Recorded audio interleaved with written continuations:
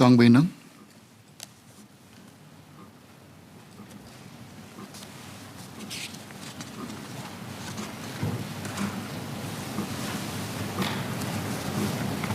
Amen. The pandemic has completely changed our life in the past 2 years. There may not be an exact endpoint where we can say life is going back to normal. While we are slowly restoring parts of our life, some parts have changed forever. I would like to touch on one aspect which is close to my heart, how the pandemic has altered our transport patterns. Before I proceed, I would like to declare my interest as I'm working in the land transport industry. It's amazing how all of us have been forced to work from home in one way or the other in the past 2 years. Will work from home be a permanent feature in the future? From my conversation with many business leaders, the consensus is that most staff, barring the frontline staff, will likely to work from home between 10 to 30% of the time, even after the pandemic. More employers are also willing to have their workers to put on staggered working hours.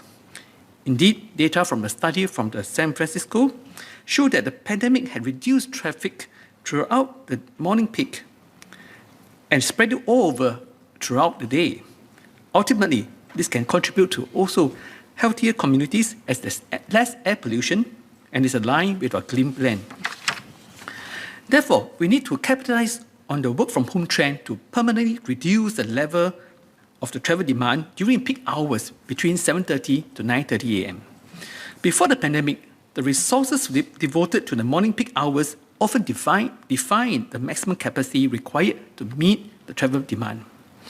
Going forward, firstly, I would like to suggest that the public service, which employs about 130,000 public officers, can consider encouraging their staff to continue to work from home 1 to 2 days a week, or to allow the staff to come to work after morning peak hours. If there's a need to have early meeting at 8 a.m., perhaps we can allow some of them to join the meeting virtually.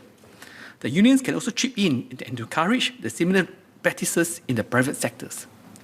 Secondly, at the next review of public transport fare, perhaps the Public Transport Council or PTC can take the opportunity to encourage less travelling during the off-peak.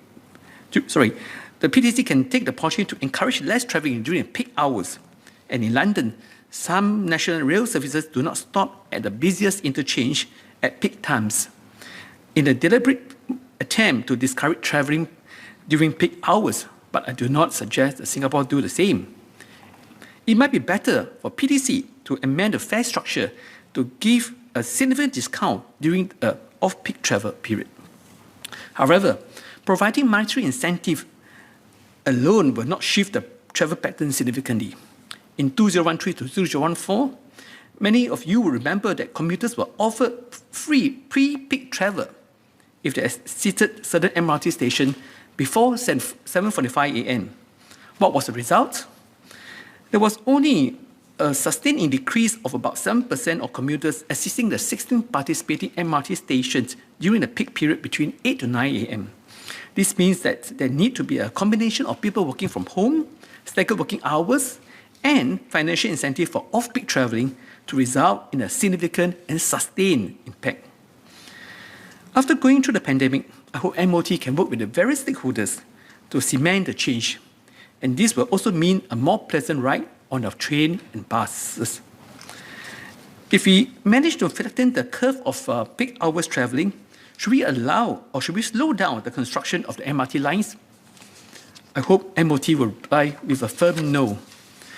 After the construction of the North East Line, when the ridership was much lower than what LTA had anticipated, the construction of the Circle Line and Downtown Line were delayed. That resulted in overcrowding in the oldest North-South and East-West line. We should not make the same kind of situation again. We should still build train lines ahead of demand. I trust MOT will continue with its plan for the Jurong Region Line and Cross Island Line. However, we can consider reducing the number of trains deployed to save the operating, maintenance, and fixed asset costs like the rolling stock if you are successful in flattening the peak hours travel demand. Next, I would like to move on to the topic of cycling. The pandemic has made cycling more popular for leisure and for commuting. As what Mr. Isran has said, commuting by bicycle does not emit any carbon dioxide.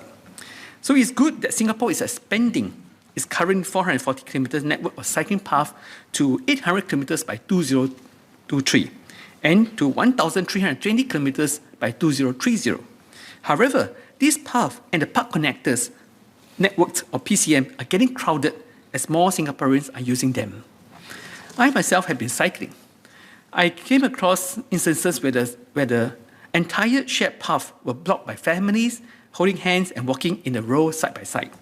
On the other occasion, I have also seen 3 bicycles cycling in parallel, blocking the entire PCN.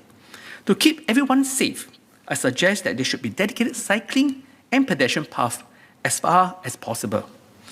East Coast Park is one of these parks that have dedicated cycling and pedestrian paths, and we need to extend these to more places such as a PCN in the Marina Bay, Alexandra, or more of the Sengkang Punggol PCM and more.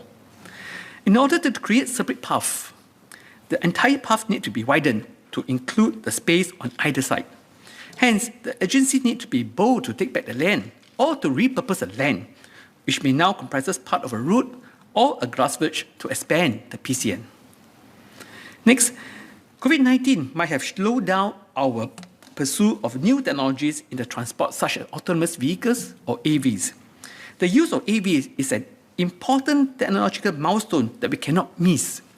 In 2020, Singapore was named as the world's top country for autonomous driving due to the expansion of our testing areas and training of bus drivers to operate AVs. In fact, there was an earlier announcement that 3 new towns will be served by driverless buses by 2022. Can MOT update on the progress of AV trials at the Jurong Innovation District, Tengah, and Punggol? Meanwhile, 2 air taxi pioneers had recently announced their ambition to launch commercial air taxi service in Singapore by 2024. Could MOT provide an update on the regulatory framework and safety standard for air taxi in Singapore? Alongside pandemic-induced changes in the way we travel, new transport technology like AVs and air taxi will be an important part of our transport strategy for the future to reduce traffic congestions and free up land for other users. Thank you.